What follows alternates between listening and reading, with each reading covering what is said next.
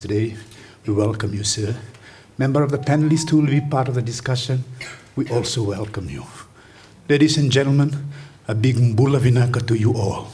Welcome to the official launch of the Citizens' Guide for the National Budget for the financial year 2023 to 2024. Without further ado, we will ask the Honorable Minister for Finance, Professor Biman Prasad, to deliver his address. Good morning, everyone. Permanent Secretary Shri Gounder, members of the civil society organizations, media, partners from international and regional development organizations. I realize I have to recalibrate my timing. I think people are not still used to starting things on time, you know. But it's good to be here. I think today marks a very significant milestone in the coalition government's journey towards transparency, accountability, good governance, and improving citizen engagement and empowerment in public finance management generally. So with that, it is a bit of an excitement for me as we launch the first ever citizens budget. And this I would consider as a groundbreaking initiative as a testament to our commitment to inclusive governance and the empowerment of citizens in the process itself.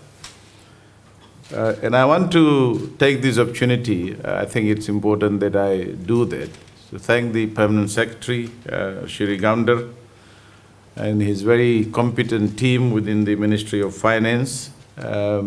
Since I've joined as a minister, I've found the team to be a very competent, efficient, and effective group who believe in absolute transparency, good governance, and it shows in the way we formulated the budget to strengthen our fiscal transparency and good governance. In the past, if you notice, all over the world, budgets, I mean, we as economists, we understood this in our days at the university. We used to run after the budget was delivered to buy budget books, estimates, fiscal supplements, to try and simplify and put out a budget analysis that we felt would be understood by the ordinary people. And it was kind of considered that budget was something that should be understood first by a select few in the government bureaucracy, academia, private sector, but a large majority of the people were often left in the dark, sometimes unaware of how the hard-earned tax dollar was being spent by the government. The lack of transparency led to some kind of skepticism, doubts, mistrust, and a sense of disconnection between the people and the government. And one of the things that economists have always tried to understand, in fact, there is a literature, you know, professors, like academia would understand this, that trust as a concept, as an idea, as a prerequisite in governments and the whole governance structure is very important for building confidence and incentivizing the private sector and our people in understanding government policy. Over time, the process of formulating and disseminating budgets in many countries has changed, and there's a lot more grassroots involvement in both budget preparation and budget dissemination. And since coming into government, as part of the philosophy of the new government, we have worked right from the day go to improve citizen involvement in governance and policy making. We started with a very successful National Economic Summit earlier this year, where I saw the free participation of stakeholders without any fear, without any hesitation in the process. And I was able to see firsthand the passion, the urge to engage with government, and to be able to put out ideas and thoughts in a very straight and direct manner. We have also improved, we have removed the draconian media decree as part of our process and our policy to ensure that the media has access to all the information. And you can see there is a sense of excitement and freedom in the media too. You see opposition headlines, you see government headlines, you see people's participation and comments. And we like that, we understand that. And that's a good environment, to have in any country. And people are free to express their views and opinions freely and without fear. We also appointed a very competent 14-member fiscal review committee. That committee was chaired by eminent lawyer Richard Naidu, with several experts supporting that committee. And they were able to engage quite deeply and more meaningfully, looking at government data, looking at expenditure, looking at revenue, looking at possibilities of how government expenditure was prioritized. And they came up with a very, very good, detailed report. Of course, we would not agree with everything that they said. There was this World Bank report. So we created this environment of a very open process where a lot more information was available. And before the budget, a lot of debate had already taken place. So we didn't have to do much after the budget. And even after the budget, we worked together with a number of civil society organizations. We had them organize, and I want to thank some of those who did that, like Dialogue Fiji, the Employers Federation. And again, post-budget, before the parliament debate, there was a lot of discussion, merits and demerits of certain policies, created better understanding of the measures in the budget. So that was another process of engagement. And because we recognize that in a true democracy, it is the duty of the government to be open, transparent, and accountable to its citizens. As I've always said, in this process, governments, and especially finance ministries, must be ready. As Minister of Finance, I always have said that, with this job, you get the bouquets and the bricks together. But that's part of the process for us to understand, engage our citizens in the governing process. So today we are adding an additional tool in our transparency kit, the citizen's budget. This may be a very small book, as you can see, and you'll get copies.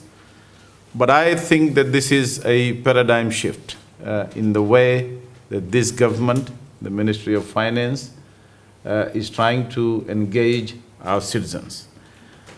And it is also an attempt to break down the barriers that have long separated the budgetary process from the people and its effects on them. This initiative aims to empower citizens by providing them with the knowledge and tools to actively participate in the policy-making process. It will enable individuals and communities to voice their concerns, propose ideas, and contribute to the shaping of our budgets and financial plans. And by involving our citizens in the budgetary process, we actually tap into the collective wisdom and creativity and innovation of our society, ensuring that decisions are well informed, equitable, and reflective of the needs and aspirations of the people we serve. The launching of the citizens' budget is just the beginning, and it is now our collective responsibility to ensure its widespread dissemination, accessibility, and continuous improvement.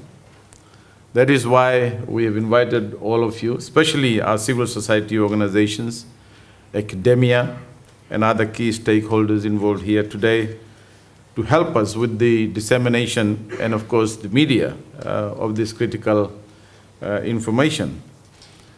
We must, as we have always believed, work together to raise awareness, educate our citizens, encourage their active participation. We must build mechanisms for feedback, dialogue, and engagement, cultivating a sense of ownership and shared responsibility for our nation's financial future. As I have always said, that there is a lot of knowledge and wisdom, ideas, thoughts about new innovations that reside outside of government. Governments can do only so much. Government's job is to facilitate that engagement. And we, as a government, we want to work closely with all the stakeholders, including and especially non-governmental organizations, CSOs, because they play a very, very important role. And in fact, you know, over the last so many years that I've been in Parliament, in the opposition, I've found the CSOs, NGOs, they do a better job on many things. And if governments, you know, provide them support, resources, we can build a much better shared responsibility for delivering some of the activities and services to our people that sometimes governments don't do very well. So our journey towards a more transparent, inclusive society, in my view, has taken a significant step forward today. I urge all of you to embrace this opportunity to familiarize yourselves with the citizens' budget, get others to do the same, and to actively engage in the budgetary process. Because together we can build a future where budget decisions are made collectively, where the power of democracy truly rests in the hands of the people. And that is something that is very, very important for any budget process. National budgets are a central economic and political process.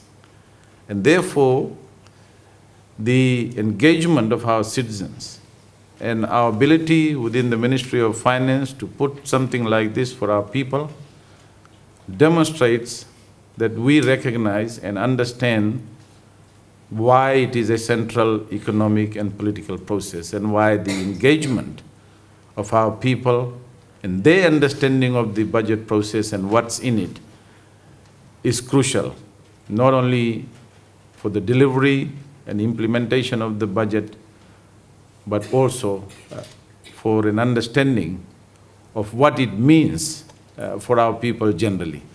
So once again, I want to thank my permanent secretary, the staff, and thank all of you for joining us this morning to launch this Citizens Guide to the National Budget, fiscal year 2023-2024.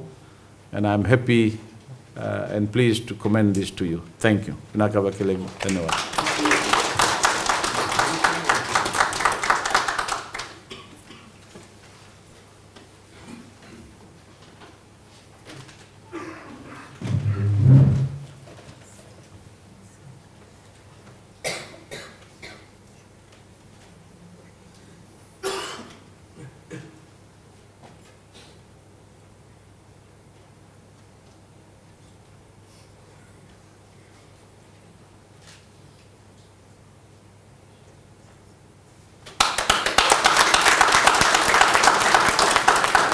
Thank you much, sir. Thank you so much, sir.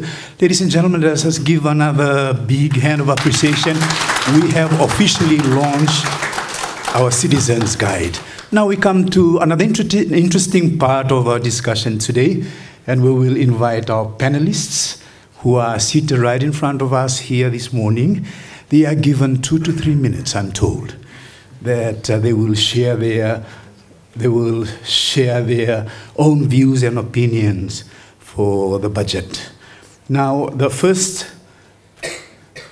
on our list, we'd like to call upon the Fiji Council of Social Services. Ladies and gentlemen, let us welcome the Chief Executive of the Fiji Council of Social Services.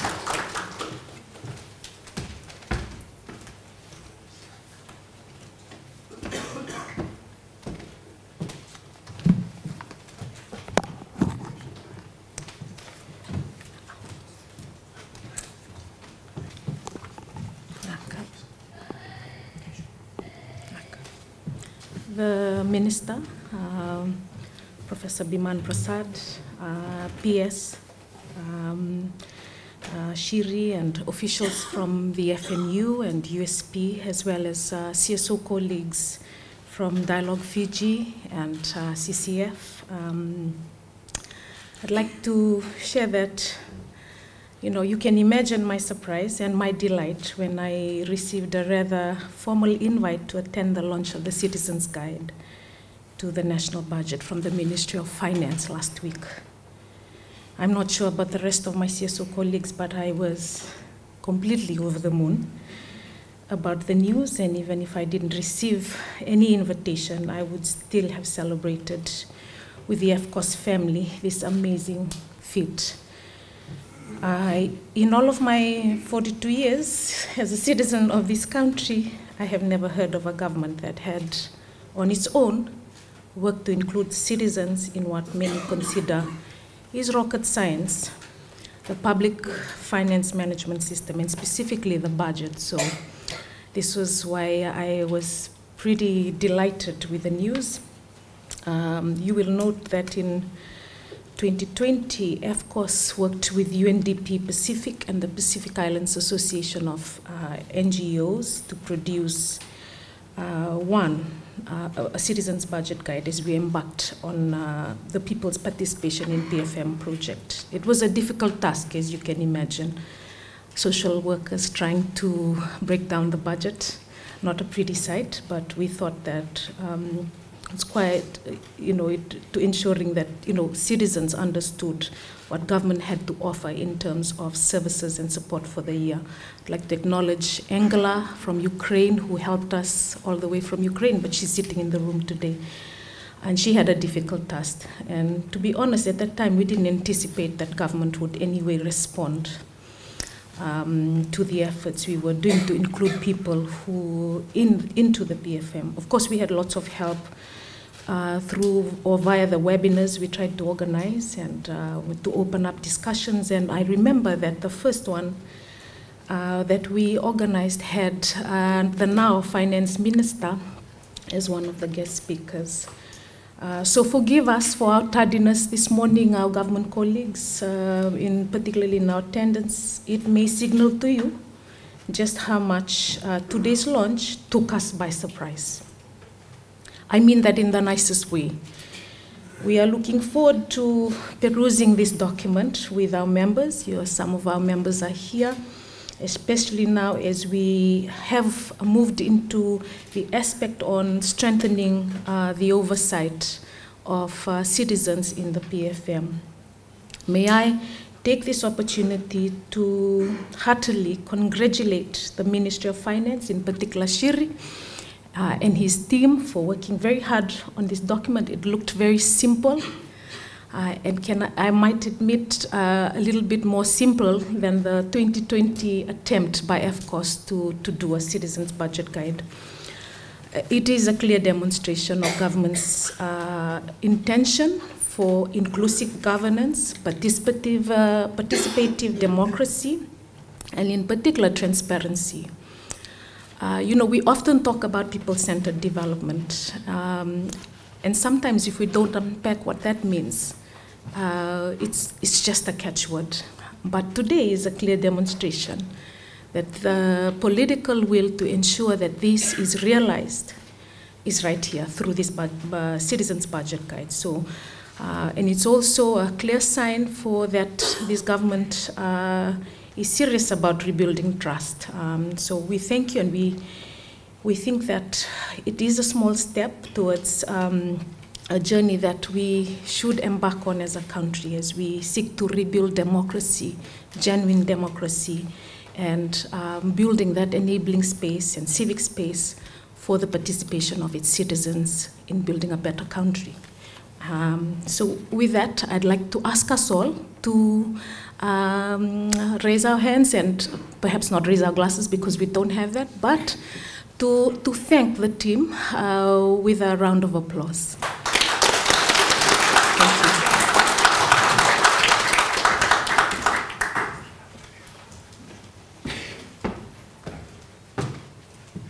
Thank you so much. We will now invite our second panelist for today, the Citizens Constitutional Forum. Nasavalevu.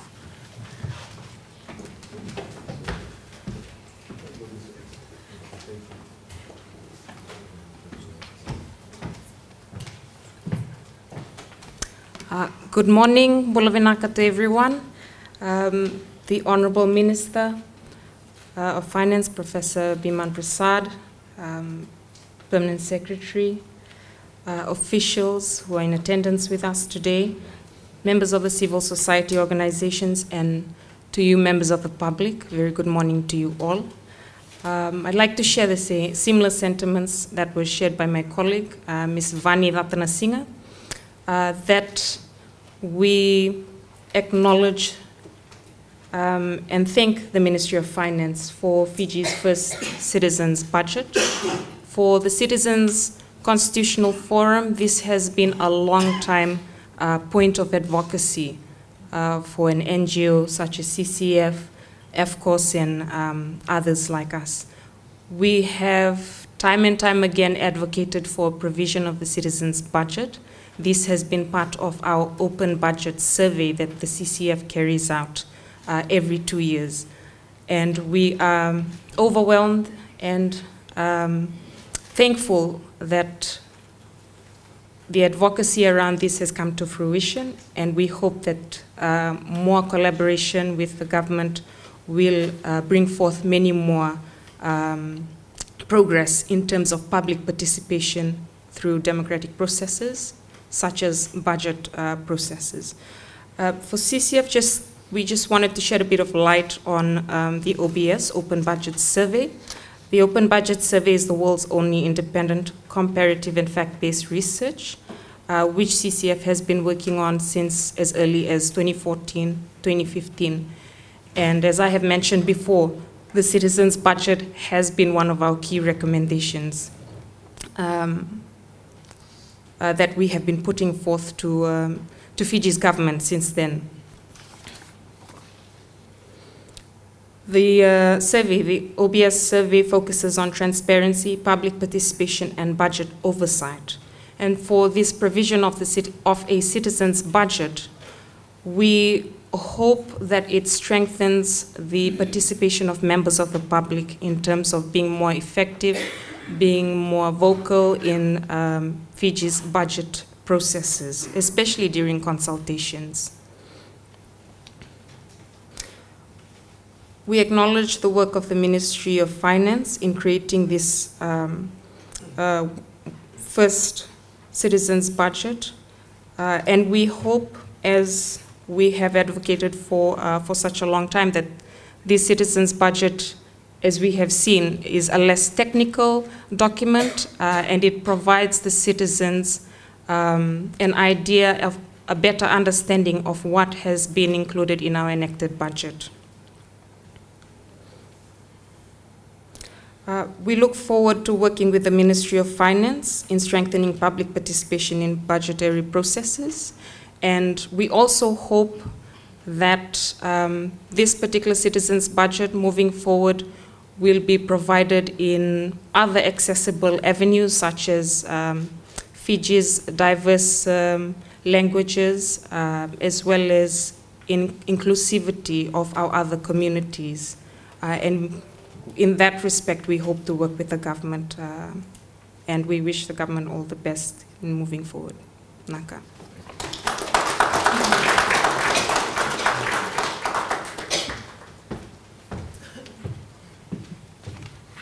Thank you so much, Citizens Constitutional Forum. We will now move on to the Reserve Bank of Fiji, and we invite the Deputy Governor for the Reserve Bank of Fiji for his presentation. Naka.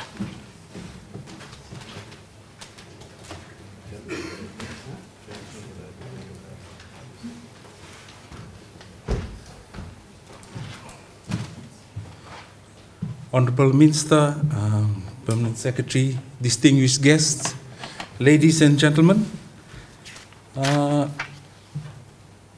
really pleased to be here at this special occasion, as been mentioned. We got the invite too, and we were pleasantly surprised, like most of us. So and we are pleased to be here to contribute. As you, some of us may be aware, the Reserve Bank is one of the two policy levers within any country. There's fiscal policy, that budget, and then we control the monetary policy. And as the Minister was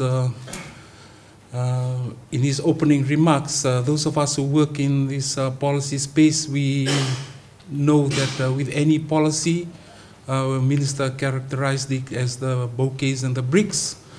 We know that any policy creates winners and losers. So our ultimate objective is we are looking forward for the prosperity of the country. So we make sure that there are more winners than losers, so that there are less bricks and more bouquets. And it's a difficult task, because we say we encourage, at the Reserve Bank, we encourage discourse. We encourage transparency. We try. We know that with the advent of social media and the citizens become more informed, it becomes increasingly difficult. Everyone has an opinion and has the power to publish those opinions. But it's something that we take on the chin. And, you know, as I said, it comes with these winners and losers.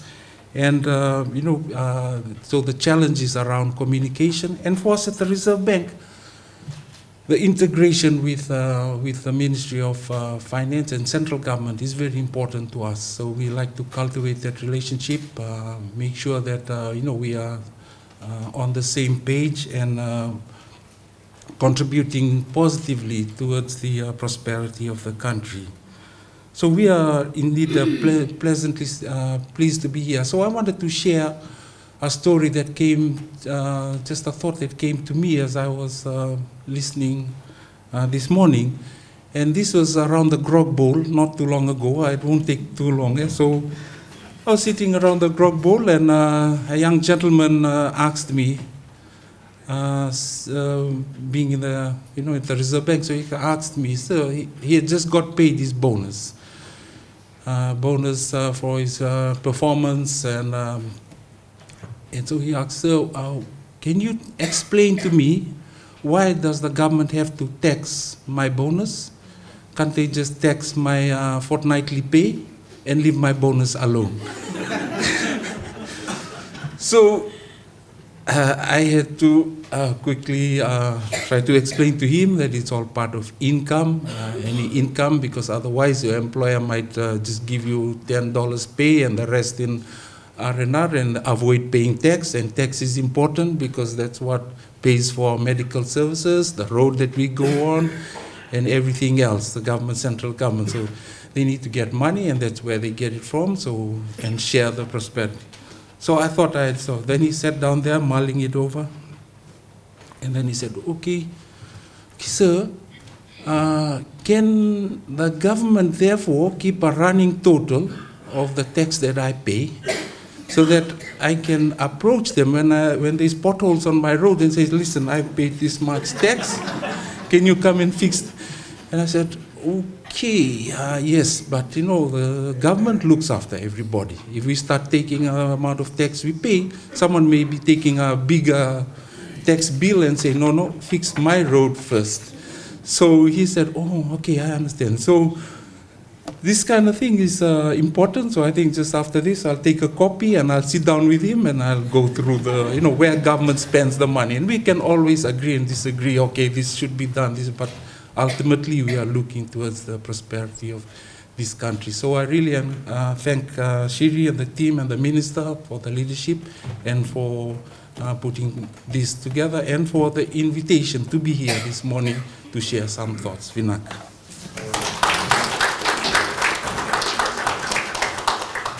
Thank you so much, sir. Now we will have the University of the South Pacific. Thank you.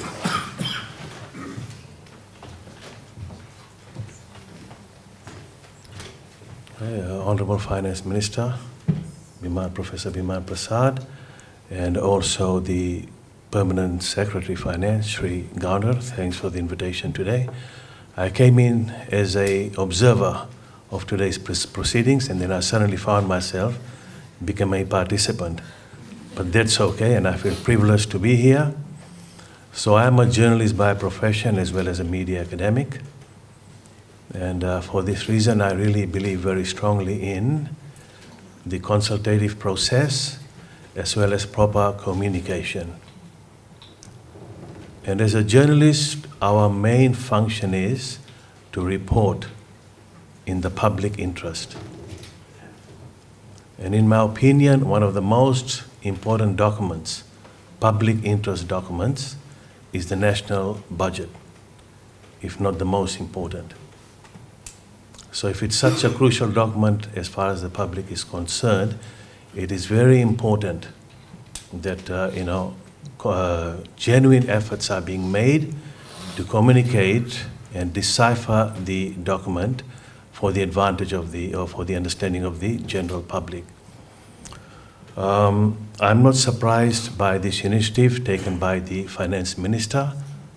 I've known him for a while, and he has been a fierce proponent of good governance, transparency, and accountability. And this is one of the ways I see him putting into action some of the campaign promises that he had been making. So this is a really, really welcome initiative and a very important initiative. The other thing I want to say, the other reason why it is so important, today's launch, is because the budget is essentially taxpayers' money. And the government is merely the custodian of the taxpayer money. It is our money. Sometimes we forget that. We keep saying, government support and government funding and all that. I think the term we should be using is taxpayer funds. And this is what I try to instill in my journalism students. So that is really important to remember that. And this is why, again, this is such an important document. It might look like a simple document, but I think it's very important as far as the taxpayers are concerned.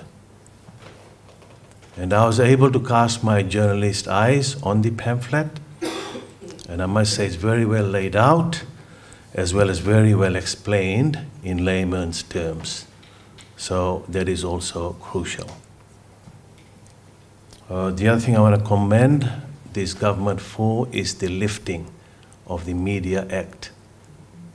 I think that is really, really crucial when it comes to reporting on the budget. What it means is the news media can now report on the budget freely and openly and without fear or favor. And some of the coverage I saw of the budget was more robust and critical than we might have seen in recent years. And the final point I want to make, and this is really, really crucial and really important, with regards to communicating the budget and any other government policy to the public, is training for journalists. Okay, we did some research, and what we found is that in Fiji, the Fijian journalist cohort is amongst the youngest, least experienced, and most underqualified. Okay, not just globally, but even in the Pacific region.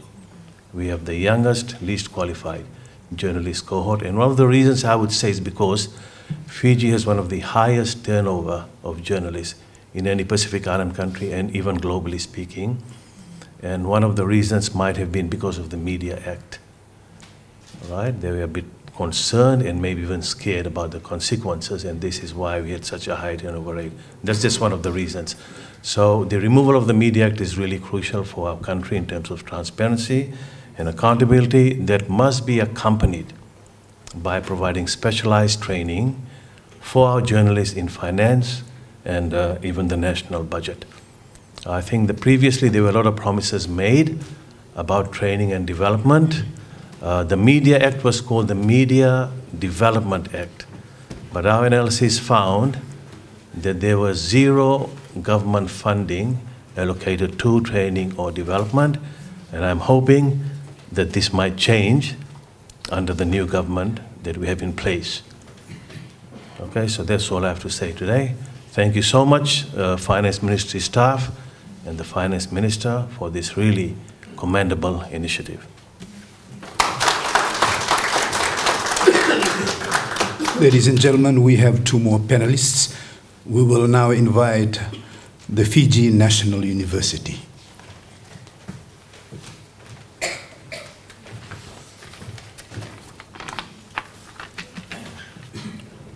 Honorable Minister, I must sincerely thank you and applaud you for what you are doing, and also the team for the process in which you have carried out the budget preparation and its delivery. From an educational lens, we often teach public finance and budgeting from our own paradigm. And today you have said that this is a paradigm shift.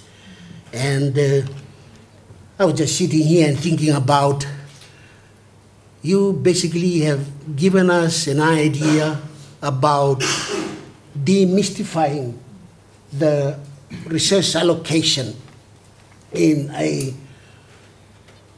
resource-constrained economy. I thank you for allowing us to sit here and to learn what you have done from this educational process. For me, it's simpler to go down to the classroom and to be able to take this document and teach it as you have shown today. Just before I sit down, and I often carry this view that half of the work has been done, completed, and the second half is about implementation, and it's about monitoring and evaluation. That would require discipline, that will also require commitment, and all the eyes and ears will be watching. And I hope that the Honorable Minister and his team will also take us in that process to tell us what they have done with regards to their promise. This is a promise, and it's something that we look forward to it, that they will stick to it, and there is also a balancing act when you consider the changes that are going on in the global economy and the need to continuously review and realign what you have promised today to adjust, to adapt to what the global environment is bringing to us. And again, Honorable Minister, thank you again for educating the public. And for us from the education institution, this is a good resource material for the classroom. Thank you. Thank you so much, sir. Our final presenter for today, we welcome Dialogue Fiji. Thank you.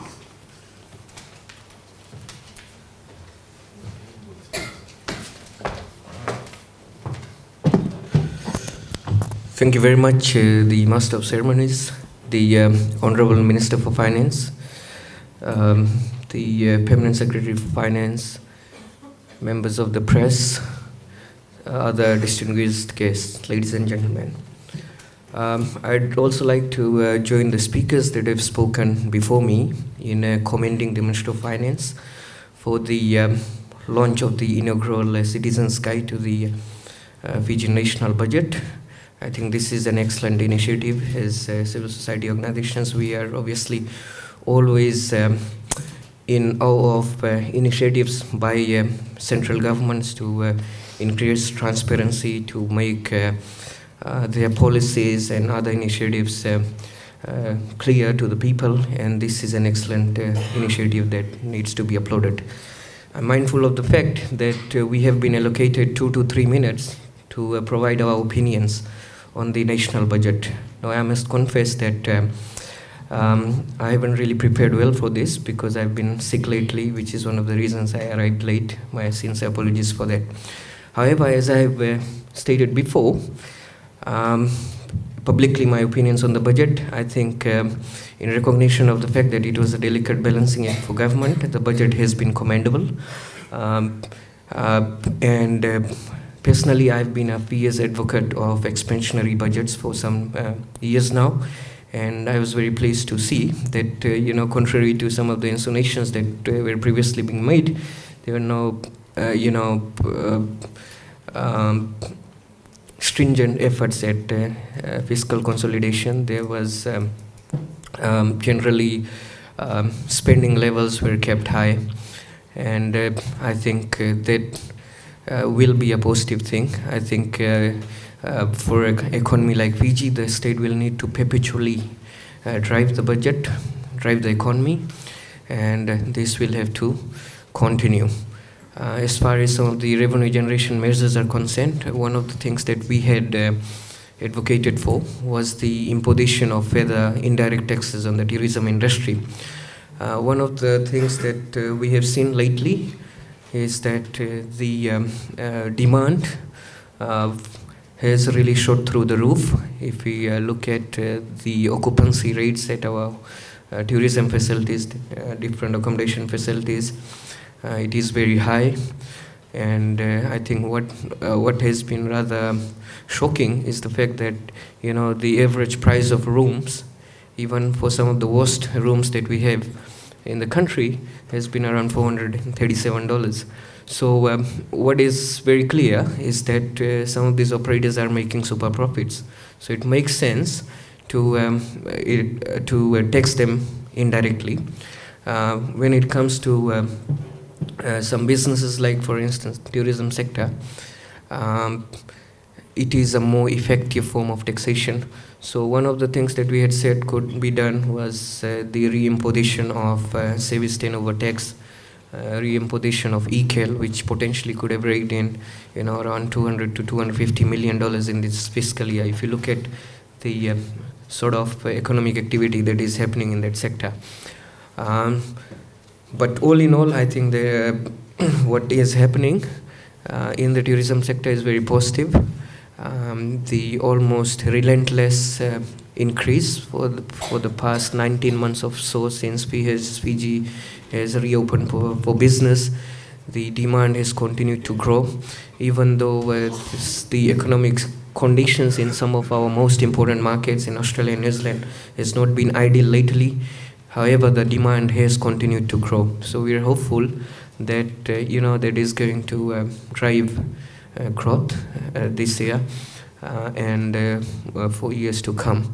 So these are some of my opinions on the national budget. Generally, I'd say a impressive budget, commendable effort in balancing the expectations of different stakeholders.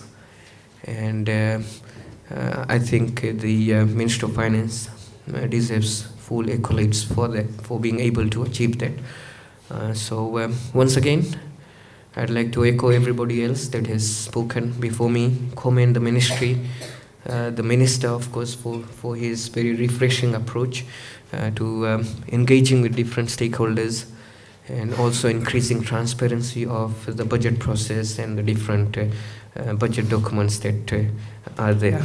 So congratulations to the Minister of Finance, and we continue to we definitely look forward to increased engagement and cooperation and collaboration with the ministry. Thank you.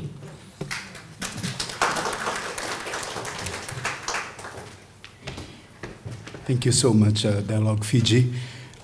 Ladies and gentlemen, we have come to the end of our discussion.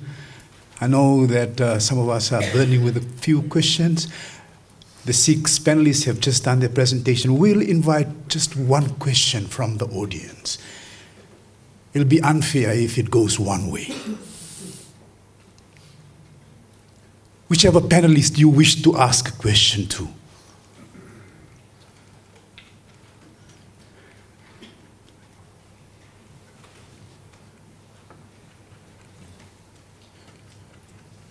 Should I take the silence as everybody's okay? Thank you so much. Ladies and gentlemen, we will now invite the Permanent Secretary for Finance for his closing remarks. Thank you.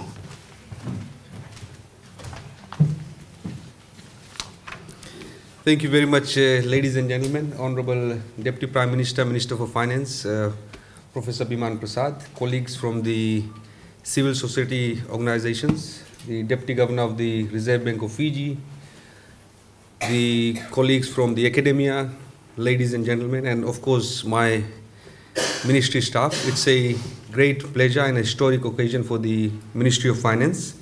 But firstly, I would like to thank you all for the participation today, and we look forward to building this partnership further in working towards improving citizen engagement and empowerment in the public finance management space.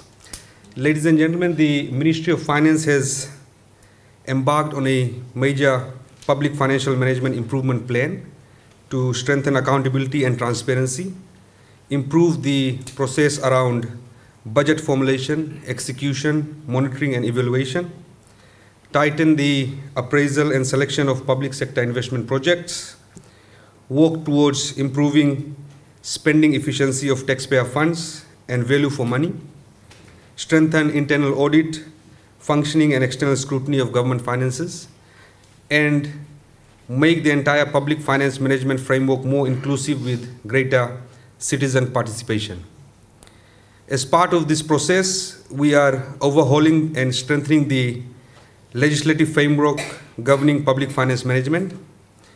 And as you may know, we have already made some major amendments to the Financial Management Act, and we are currently working with our development partners towards strengthening other subsidiary legislations like the finance instructions, procurement regulations, various financial manuals within the different ministries, and standard operating procedures across government. By improving the overall legislative architecture, we aim to tighten the governance around management of taxpayer funds and bring about greater transparency and accountability.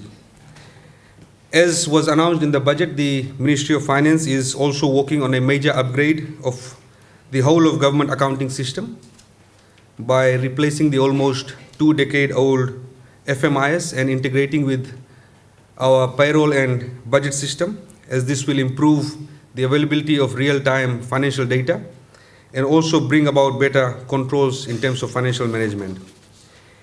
In terms of improving transparency, earlier this year in February, we had for the first time presented a 3-year fiscal strategy to Parliament, which guided the overall budget process, including the medium-term targets for debt management and broad guidelines around revenue and expenditure policies. We also, for the first time, to improve transparency, published a pre-election economic and fiscal update in the lead up to the 2022 national elections to help political parties, voters, and citizens to get access to the most recent economic and fiscal data. And we will continue to do this before every election. We have also made our budget documents much more user-friendly, and this is an area of continuous improvement, and we look forward to your feedback, and we have been working closely with the CSOs on this, on how we can further improve the budget documentation so that we provide more economic and financial information. We are also currently working to revamp the Ministry of Finance website to make it more user-friendly, as there's a lot of data that is available with the Ministry of Finance. Some of this data is already on the website, but we, through this process, want to make it more accessible and user-friendly so that all of you and the citizens can have access to this. And we're expecting to finalize the revamping of this exercise by the end of this month, and you would have a new look Ministry of Finance website where you can access most of this data. In terms of the citizens' budget, I must say I was in fact inspired by my friend Vani from FCOS and some of the other CSOs that we had discussions with to come up with the citizens' budget. And as the Minister has said, budgets generally, I mean, for us economists, we would like to read these technical documents with all our economic and financial jargons. But over time, I think with my work at the Ministry of Finance, working on the budget, we have realized that, as Dr. Shalen has said, it's at the end of the day taxpayer funds that we are managing. And the Ministry of Finance is basically the custodian of these taxpayer funds. And we need to make sure that these funds are used wisely, and it has the impact on our citizens who at the end of the day pay taxes. But at the same time, I think personally over time I have realized that it's important that citizens, not only economists and accountants and professionals, get involved in the budget process, but ordinary citizens also participate in the development of policies as part of the budget process. And as you may have seen over the last 6 months, we've started with the National Economic Summit with a number of engagements with the CSOs to get the citizens involved. And this is, again, as the Minister has said, by launching the citizens' budget, this is just a start from our side. We look forward to working with all the CSOs, the media organizations, and all organizations that deal with ordinary citizens and those in the grassroots to disseminate this. And this is the first time we have done this, and I must thank our staff, Mr. Shamal Chand, who's sitting at the corner. So he's the person that has designed the budget under the supervision of Munesh Dev, who is the head of fiscal policy. So both of us, we are former Reserve Bank staff, so there's a number of central bankers here. And what we have done is, we've not only produced this document for the first time, but as part of the legislative changes, we have now included this as part of the Financial Management Act. So every year after the budget, every Permanent Secretary for Finance has to make sure that a citizen's budget is put out. And this is what we have been talking about, strengthening the legislative framework around public finance management. And similarly for the pre-election economic and fiscal update, similarly for the fiscal strategy, and there's a number of other transparency measures that has been embedded as part of our financial legislations. And as part of our strategic planning, we are looking at a major revamp of the financial legislations that guides the operation of management of state finances to embed this element of additional transparency and accountability. So we look forward to your suggestions of how can we improve that. I think that's a good suggestion we already got from CCF about producing this in different languages, and making it more user-friendly. But again, as I've said, this is just a start of the process, and we will look forward to your support in terms of taking it down to the grassroots. The reason why we invited all the CSOs and the academia and the media is because you deal with grassroots organizations. And as the Minister has said, there's different organizations that do well in their own areas. So we look forward to your support and feedback on this. And I must say, I am personally very proud to be part of this process where we have, for the first time, prepared a citizens' budget. Thank you very much.